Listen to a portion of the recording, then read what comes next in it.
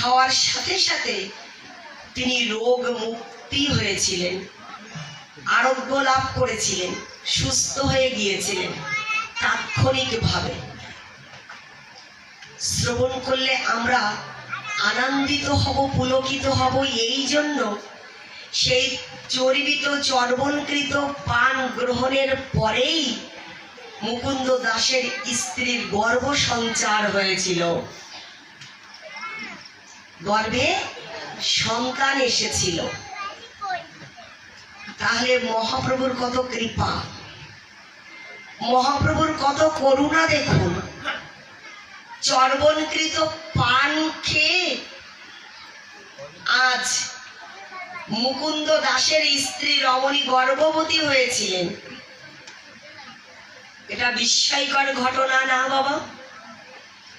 একটা সামান্য বকুল বৃক্ষের ডাল, বকুল গাছের ডাল, যা কিনা ভেঙে দন্ত মার্জন করছিলেন, দাঁত মাজতেছিলেন মহাপ্রভু, হরিদাসের ভবিষ্যৎ নিবাস আশ্রয় তৈরি করবার জন্য মাটিতে পুঁতে দিলেন।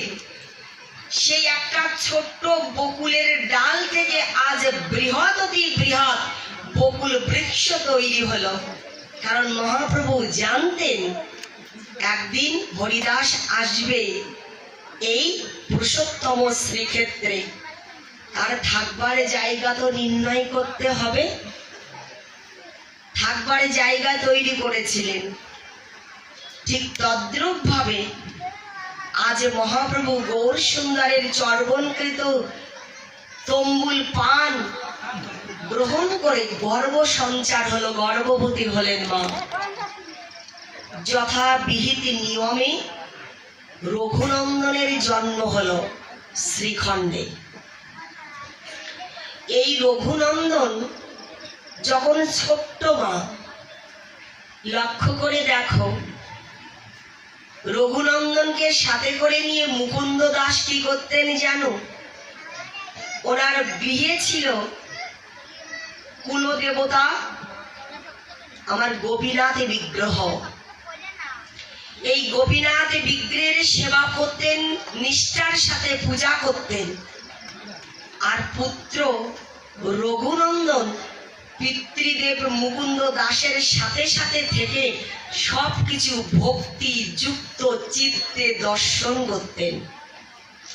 বাবার সাথে থেকে থেকে কেমন করে বাবা গোপীনাথজির সেবা দিচ্ছেন, কেমন ভাবে সেবা দিচ্ছেন, কেমন ভাবে শৃঙ্গার করেন, কেমন ভাবে অর্চন করেন, কেমন ভাবে তুলসী কোথায় দেন, পুষ্প কোথায় অর্পণ করেন, সকল কিছু তিনি দর্শন করতেন। কে মা?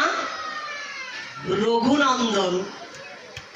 ছোট্টবেলা থেকে, শিশু কাল থেকে, শৈশব কাল থেকে দর্শন করতে করতে, দেখতে দেখতে রঘুনন্দনের বয়স হয়ে দাঁড়িয়েছে ৫ম বৎসর বয়স, ৫ বৎসর বয়স। কত বৎসর বাবা? ৫ বৎসরের বয়স রঘুনন্দন। রঘুনন্দন কি করে জানো বাবা?